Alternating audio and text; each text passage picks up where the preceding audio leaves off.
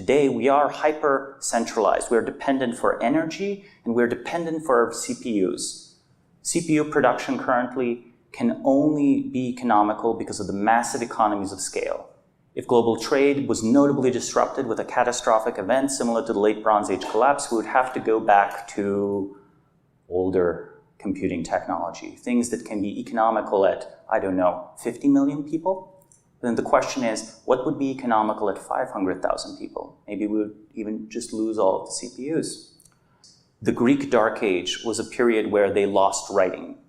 There was just no continuity. The writing system that we know of as classical Greek is very different from linear A and linear B, which were the Minoan and Mycenaean writing systems before then. We have the Roman example as well. The Roman example is nearly 1,500 years later, and it's not a straightforward collapse case, though people talk about the fall of the Roman Empire. Here we have a technological artifact that could not be replicated until the 20th century. This is the Lycurgus cup. Lycurgus was the lawgiver of Sparta, and Lycurgus wanted the Spartans to be tough. And so he banned wine, and here is the god Pan punishing him by having vines attack Lycurgus for his sin of outlawing, the sacred liquid. But the interesting part here is that this is a single cup. It's a dichromic cup, which means that if you shine light from the front, it's going to be green, and if you shine light from the back, it's going to be red. This is achieved through very finely ground particles of silver and gold at the nanometer scale, mixed in precise quantities into the glass itself. Before this cup was found in the 18th century, in those 13% of remaining writing, there were references to cups like this. And 18th and 19th century scholars said, oh, the Romans are being fanciful. Of course they don't have cups that change color. That's ridiculous. We don't have cups that change color. And then they found one of these in a monastery in, I think, France, late 19th century, and they had no idea how it worked. And then a lab in 1970s Britain figured out how it worked. And the lab is very insistent that this must have been some kind of fluke, that they definitely didn't know what they were doing. And think about how many cups are produced. What are the odds that we would have a fluke preserved rather than something that was mass-produced?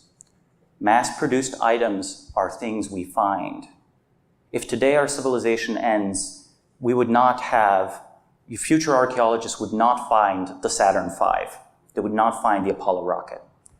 They would find jet airplanes, but that's because they're mass-produced, there are many copies, and because of the large quantity, probabilistically, even a few centuries or thousands of years later, one of them is preserved and may be found.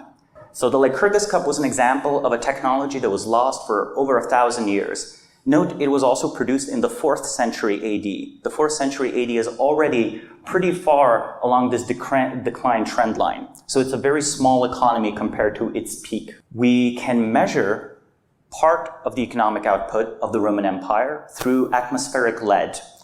Lead goes into the atmosphere, the winds blow it over the ocean in the Atlantic, and it settles on the ice of Greenland. And over this layer, new ice is formed. In the small air bubbles trapped in Greenland ice, there is a sample of the atmosphere, including its lead content, which is basically pollution, for hundreds, if not thousands of years into the past. And when we analyze these, we find a massive decline in Roman production. And as you can see, it's an ongoing decline rather than a sudden crash. And the internal story of the Roman Empire was that, yeah, we've had some bad times, but everything is great now. Like over and over again, the political propaganda insists that things are looking up, that the economic outputs are going to improve, that political stability is around the corner.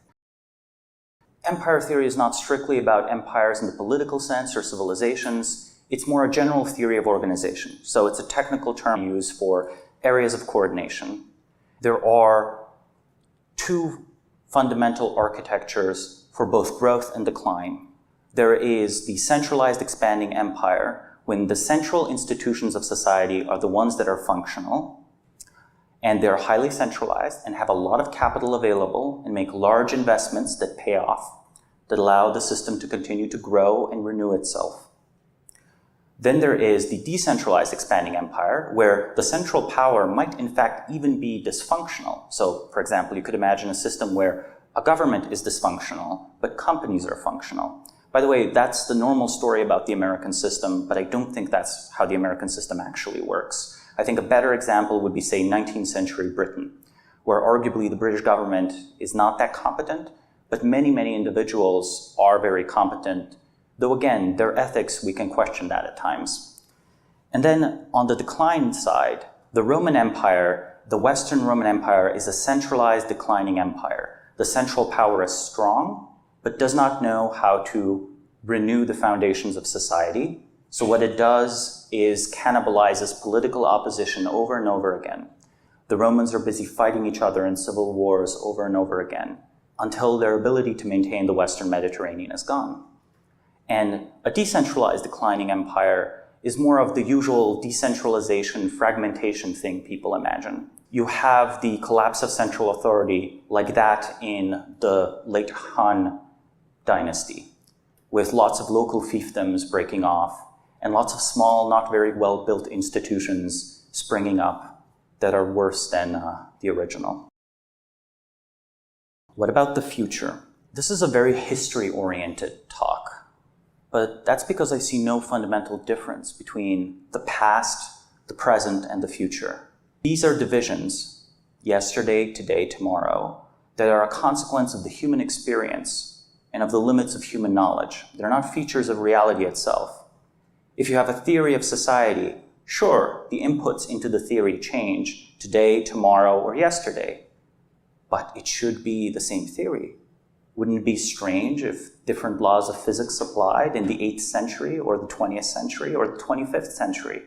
We would need an explanation for why that is the case. And whenever people flip between theories of society, you're going to have one theory of society for the past, or a part of the past they really like, another theory for the present, and a completely fantastical theory for the future.